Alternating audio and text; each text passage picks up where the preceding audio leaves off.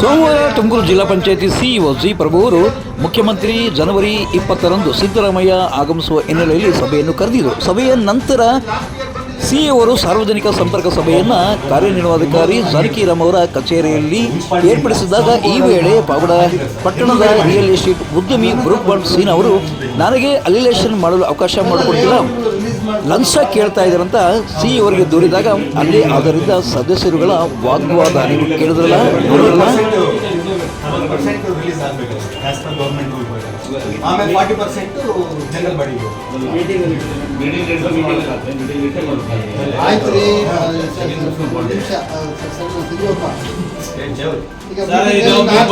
Last time meeting ಅಲ್ಲಿ 1000 ಕೊಟ್ಟಿದ್ದಾರೆ, ಅರ್ಜಿ ಕೊಟ್ಟಿದ್ದಾರೆ, ಅದು ಕೊಟ್ಟಿದ್ದಾರೆ. ಈ ಗ್ರೂಪ್ ಬಾಂಡ್ ಸೀನ್ ಅವರು ಲೇಔಟ್ ನಿರ್ಮಾಣ ಮಾಡೋರೆ ಇಲ್ಲ ಅನ್ನಂಗಿಲ್ಲ, ಇದು ಎಲ್ಲರೂ ಗೊತ್ತಿರೋ ವಿಷಯ.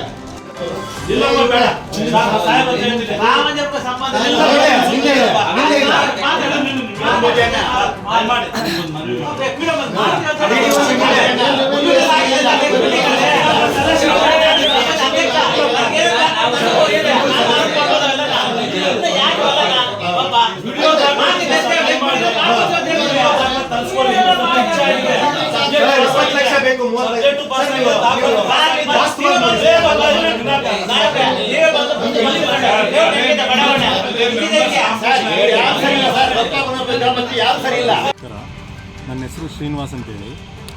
ನಾನು ಬೇಸಿಕಲಿ ನಾನು ವ್ಯವಹಾರಸ್ಥ.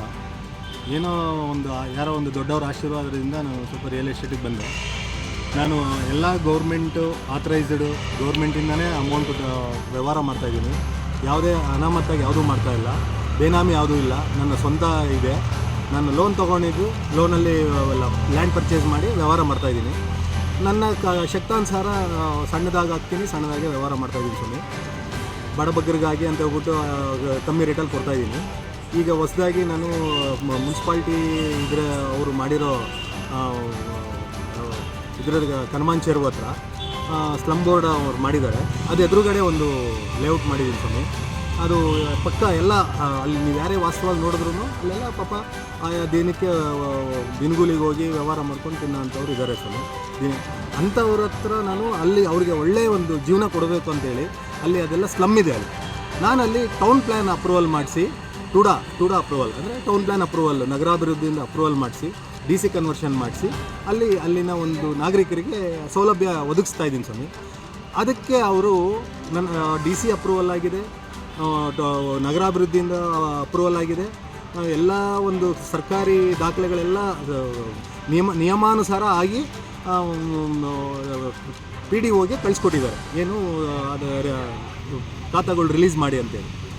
ಆದರೆ ಇಲ್ಲಿನ ಒಂದು ದಂಧೆ ಹೇಗಿದೆ ಅಂದರೆ, ಈ ಖಾತೆಗಳನ್ನು ರಿಲೀಸ್ ಮಾಡಿ ಅಂತ ಹೇಳ್ಬಿಟ್ಟು ನಾವು ರಿಕ್ವೆಷನ್ ಕೊಟ್ಟರೆ ಗ್ರಾಮ ಪಂಚಾಯತಿಯಲ್ಲಿ PDO ಮತ್ತು ಅಧ್ಯಕ್ಷರ ಪರವಾಗಿ ಅವರ ರೂಪಾ ಅನ್ನೋರು ಅಧ್ಯಕ್ಷರು, ಅವರ ಪರವಾಗಿ ಅವ್ರ ಭಾವಾದ ದೇವರಾಜು ಬಂದು ನಮಗೆ ಡಿಮ್ಯಾಂಡ್ ಮಾಡ್ತಾರೆ.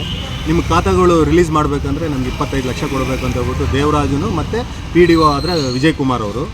ನಾವು ಇಲ್ಲ, ಆ ಥರ ಎಲ್ಲ ಆಗೋದಿಲ್ಲ, ನಾವು ಸರ್ಕಾರ ಏನು ಅಪ್ರೂವಲ್ ಮಾಡಿದೆ ಅದ್ರ ಪ್ರಕಾರ ಹೋಗ್ತಾ ಇದ್ದೀವಿ, ಅದೇ ಥರನೇ ಮಾಡಿಕೊಡಿ ಅಂತ ಹೇಳಿದ್ರೆ ಅವರು ಇಲ್ಲ, ನಿಮ್ದು ಯಾವುದೋ ಒಂದು ಎನ್ಕ್ವೈರಿ ಇದು ಬಂದಿದೆ, ಲೆಟ್ರ್ ಬಂದಿದೆ ಅಂತ ಹೇಳ್ಬಿಟ್ಟು ಒಂದು ಬಿಳಿ ಹಾಳೆಯಲ್ಲಿ ಯಾರೋ ಬರ್ಕೊಟ್ಟಿರೋದಕ್ಕೆ ಪ್ರಾಮುಖ್ಯತೆ ಕೊಟ್ಟು ನನ್ನ ಖಾತೆಗಳನ್ನ ರಿಲೀಸ್ ಮಾಡದೆ ಇಟ್ಕೊಂಡಿದ್ದಾರೆ ಸ್ವಾಮಿ.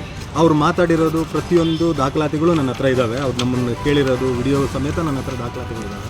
ಅದಕ್ಕೆ ನಾನು ಸಾಹೇಬ್ರನ್ನ CO ಸಾಹೇಬರು CS ಸಾಹೇಬ್ರಿಗೆ ನಾನು ಒಂದು ಮನವಿ ಕೊಟ್ಟಿದ್ದೀನಿ, ನನ್ನ ಮಾಡಿಕೊಡಿ ಅಂತ ಹೇಳ್ಬಿಟ್ಟು. ದಯವಿಟ್ಟು ಇದು ಸರ್ಕಾರ ಇದರಲ್ಲಿ ಏನು ಸರ್ಕಾರದ ಇದಿದೆಯೋ 60% ಮಾಡಿ, ಆಮೇಲೆ 40% ನಮ್ಮದು ಡೆವಲಪ್ಮೆಂಟ್ ಆದಮೇಲೆ ಕೊಡಿ ಅಂತ ಕೇಳಿದ್ರು ಅವರು ನಮ್ಮನ್ನು ಕೆಳಗಡೆ ಹಾಕೊಂಡು ಕೂತ್ಕೊಂಡಿದ್ದಾರೆ. ನಮಗೆ ತುಂಬ ನೋವಾಗ್ತಾ ಇದೆ. ಬಂಡವಾಳ ಇರೋದೆಲ್ಲ ಅಲ್ಲಿ ಹಾಕ್ಬಿಟ್ಟಿದ್ದೀವಿ. ಆಮೇಲೆ ನಾವು ಬೇರೆಯವರಿಗೆ ಕೆಲಸ ಮಾಡೋರ ಹತ್ರ ನಾವು 5,000 10,000 ಇಸ್ಕೊಂಡಿದ್ದೀವಿ. ಅವರು ದಿನ ಬಾಗಿಲಿಗೆ ಬರ್ತಾ ಇದ್ದಾರೆ, ನಮಗೆ ಮಾಡಿಕೊಡಿ ಅಂತೇಳಿ, ರಿಜಿಸ್ಟರ್ ಮಾಡಿಕೊಡಿ ಅಂತ. ಇವ್ರ ಖಾತೆಗಳು ರಿಲೀಸ್ ಮಾಡ್ತಾಯಿಲ್ಲ ಸ್ವಾಮಿ. ತುಂಬ ನಮ್ಮನ್ನು ಇಕ್ಕಟ್ಟಿನ ಪರಿಸ್ಥಿತಿಗೆ ಸಿಗಾಕ್ಸ್ತಾ ಇದ್ದಾರೆ. ಇದು ತುಂಬ ಕೇಳ್ತಾ ಇದ್ದಾರೆ ಬ್ರೈಬು. ಕೇಳಿದ್ರಲ್ಲ ಬ್ರೂಕ್ ಶ್ರೀನಿವಾಸ್ ಅವರ ಆರೋಪ. ಇವರ ಆರೋಪಕ್ಕೆ ರೂಪ ಗ್ರಾಮ ಪಂಚಾಯತಿ PDO ವಿಜಯ್ ಕುಮಾರ್ ಏನು ಹೇಳ್ತಾರೆ ಅನ್ನೋದನ್ನು ನಾವು ನೀವೆಲ್ಲ ಕಾದು ನೋಡೋಣ. ಈಗ ನಮ್ಮ ಇಂದಿನ ಸಂಚಿಕೆ ಮುಕ್ತಾಯಿತು. ನಾಳಿನ ಮುಂದಿನ ಸಂಚಿಕೆಯೊಂದಿಗೆ ನಾನು ನಿಮ್ಮ ಸತ್ಯ ಲೋಕೇಶ್, ಸಂಪಾದಕರು ಪಾವಗಡ ಪವರ್ ನ್ಯೂಸ್.